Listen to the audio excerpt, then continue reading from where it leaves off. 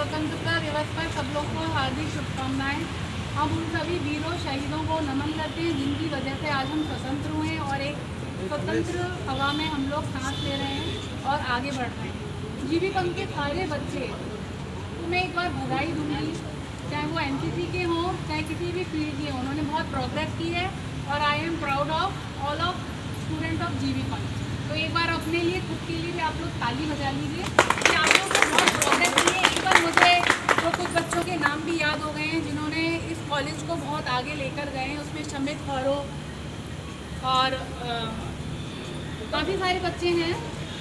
अभी रिसेंटली शिवपूजन टर्नेम क्या शिवपूजन प्लेसमेंट में भी उन्होंने नाम अपना काफ़ी अच्छा किया है और सभी फील्ड में हमारी जीवीपंथ के बच्चे आगे बढ़ रहे हैं। इवन एग्जामिनर्स भी आते हैं तो जीवीपंथ के बच्चों की बहुत तारीफ करते हैं। तो 15 अगस्त पे हम लोग यही शपथ ले सकते हैं कि हम अपने कॉलेज को अपने देश को आगे बढ़ाएं और सारे बच्चे डिसिप्लिन वे में रहकर अपनी पढ़ाई अच्छे से करें। तो थोड़ी देर में हम लोग अभी फ्लैग होस्ट करेंगे। इसके लिए मैं प्रिंसिपल को आमंत्रित करूँगी। 3 मिनट में हमारे यहाँ 10:15 पर फ्लैग होस्ट हो जाएगा। उसके बाद हम लोग नेशनल एंथम के लिए तैयार रहेंगे। साथ में मेरे को जैसे मैंने कहा कि कुछ बच्चों के मुझे नाम याद हो गए, जैसे दिशा सिंह है, इसने एक मॉडल बनाया था, प्रशस्ति पत्र भी मिला था।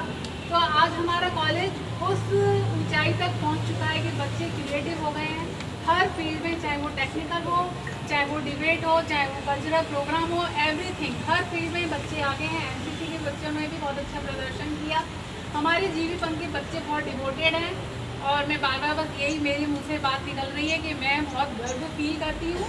जो माहौल मैंने 2000 में देखा था और अभी 2023 में देखती हूँ तो बच्चों ने बहुत ज़्यादा इम्प्रूवमेंट किया है। वही देख के मेरे अंदर बहुत खुशी आती है कि बच्चे कहाँ से कहाँ तक पहुँच गए हैं। तो यही चीज़ आप अपने अंदर जो स्पिरिट है वो बरकरार रखिए, अपने आप को भी आगे ले जाइए, संस्था को भी ले जाइए और देश को भी आगे ले जाइए।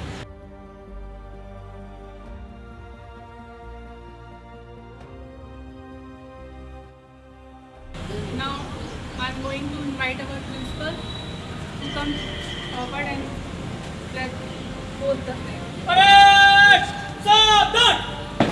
Then we will ready for the national anthem.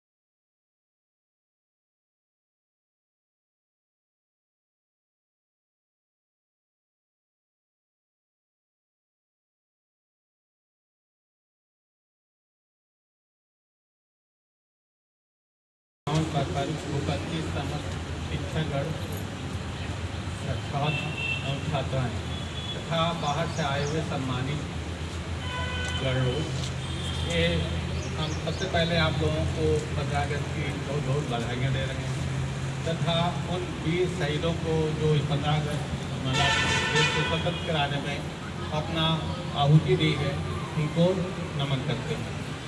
ये 15 अगस्त हमारे स्वतंत्रता का दिवस एक घड़ी के रूप में आई है।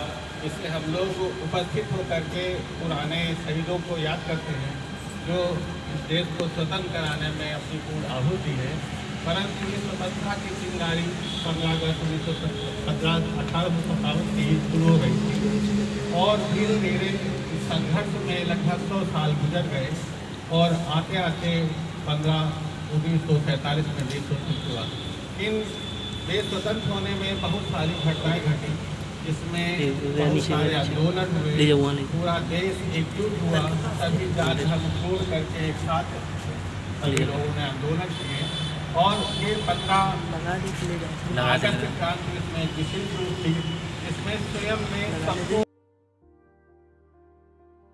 अगस्त क्रांति के नाम से जानी जाती है। अगस्त क्रांति में एक विशेषता थी सभी क्रांतियों से कि इसमें किसी व्यक्ति को कोई उत्साहित नहीं किया गया था और इसमें एक 8 अगस्त को ही कांग्रेस कमेटी ने एक सम्मेलन शुरू किया। इसमें कहा गया कि सभी लोग इकट्ठा होकर के हम अपने देश को स्वतंत्र कराने के लिए रणनीति तय करेंगे। रणनीति तय ही हो रही थी कि अंग्रेजों को इसका पता चल गया और शीर्ष नेताओं को उन्होंने अरेस्ट कर लिया। शीर्ष नेताओं के अरेस्ट होते ही देश में एक नया आंदोलन शुरू हो गया। स्वयं का हर व्यक्ति इतना आंदोलित हुआ कि देश में एक नई क्रांति पैदा हुई और उसकी महात्मा गांधी ने उसी में ये दिया था नारा कि करो या मरो, डू और डाई। तो वो ये स्थिति में आ गए कि हर व्यक्ति डू और डाई की स्थिति में था कि अगर हम देश को स्वतंत्र करके ही रहेंगे या अपने प्राण आहूत दे देंगे। और धीरे धीरे फिर अंग्रेजों को ये एहसास हो गया कि अब हम इस देश में ज़्यादा दिनों तक नहीं रह पाएंगे और देश को स्वतंत्र करना ही पड़ेगा। उन्होंने फिर इंडिपेंडेंस बिल्स वगैरह पास किए और गोलमेज सम्मेलन में ये निश्चय हो गए कि हम लोग 2 धर्मों के आधार पर इस देश को विभाजित करेंगे। 2 धर्मों के आधार पर पाकिस्तान 14 अगस्त को स्वतंत्र हुआ और 15 अगस्त को हमारा देश स्वतंत्र हुआ। दोनों धर्मों के स्वतंत्र एक साथ स्वतंत्र होने के बावजूद भी पाकिस्तान की स्थिति आज प्रतिदिन बदतर होती जा रही है। जबकि हमारा देश जिस समय स्वतंत्र हुआ था साक्षरता भी बहुत कम थी, हमारी जनसंख्या भी बहुत कम थी, 33 करोड़ की जनसंख्या थी और आज 14 अप्रैल 1923 को हमारी विश्व की सबसे अधिक जनसंख्या हो गई। हम विश्व के सबसे अधिक जनसंख्या वाले देश बन गए। हमारी जनसंख्या इस समय 142 करोड़ देश से ऊपर है। तो इस बड़ी जनसंख्या को पूरे देश को एक साथ कंट्रोल करना, शिक्षित करना, पूरी उनकी व्यवस्थाएं करना, स्वास्थ्य के प्रति, खाने के प्रति सभी चीज़ें उपलब्ध कराना देश की बहुत बड़ी जिम्मेदारी है। और उसमें अगर हमारे नागरिकों की जनसंख्या इस समय जो है 37 करोड़ के लगभग ऐसी जनसंख्या है जो युवा है वो ग्रेजुएट है। अब अगर युवा ग्रेजुएट जनसंख्या टेक्निकली इम्प्रूव हो जाती है तो हमारा देश उसी के प्रपोर्शनेट और अधिक प्रोग्रेस कर रहा है। परंतु सब कुछ होने के बावजूद कुछ विषमताएं भी साथ चल रही है, क्योंकि क्षेत्रवाद, धर्मवाद, जातिवाद कुछ ज़्यादा विषमता फैल रही है। जैसे मणिपुर का हमारा जातिवाद, धर्मवाद से ही पीछे समय जल रहा है मणिपुर। तो ये सभी चीज़ें हम लोग शिक्षित हो रहे हैं, देश को आगे बढ़ा रहे हैं, हमारी पॉपुलेशन बढ़ रही है। तो साथ में हमें भी संज्ञान लेना चाहिए कि हम अपने देश को जो जिस स्तर पर है उसको अपने कर्तव्यों के द्वारा आगे बढ़ाएं, ना कि दूसरे की प्रतिस्पर्धा में हम पिछड़ जाएं। तो इसलिए हर व्यक्ति का अपना मूल कर्तव्य है कि अपने कर्तव्यों का पालन करें। और ये हमें बड़ी खुशी हो रही है कि हमारे संस्था में बच्चे पूर्ण मेहनत करके आगे की ओर बढ़ रहे हैं। कुछ हमारा यहाँ का स्टूडेंट भी आए हुए हैं जो इस समय PWD में पोस्टेड है। तो एक खुशी होती है कि जब बच्चे यहाँ से निकल करके किसी विभाग में जाता है और फिर वो कभी कभी घूमने संस्थानों को लगता है कि हमारी यहाँ के निकले हुए बच्चे अच्छे निकल रहे हैं और अच्छी प्रोग्रेस कर रहे हैं। अगर देखा जाए तो हर क्षेत्र में, हर विभागों में हमारे यहाँ से बच्चे इस समय घुसते हैं। और उसके साथ में जब हमारे यहाँ के बाहर के एग्जामिनर आते हो, मैम जैसा अभी बता रहे थे, जो बताते हैं आपके बच्चे बहुत प्रोग्रेस कर रहे हैं, सब कुछ बता रहे हैं जो हम लोग पूछ रहे हैं, तो एहसास होता है कि हमारी जो कर्तव्य, हम अपने कर्तव्यों का पूर्ण रूप से अनुपालन कर रहे हैं और उसका बच्चों को ही छोड़ा, क्योंकि हमारा जो कर्तव्य है बच्चों को शिक्षित करना, हम अपना कर्तव्य शिक्षित करने से ही नहीं, हम अपने देश को शिक्षित कर रहे हैं, क्योंकि सब कुछ का निदान शिक्षा है। अगर बच्चे शिक्षित होंगे तो देश शिक्षित होगा, देश आगे बढ़ेगा, इकोनॉमी की बढ़ेगी, हर चीज़ में बढ़ेगी।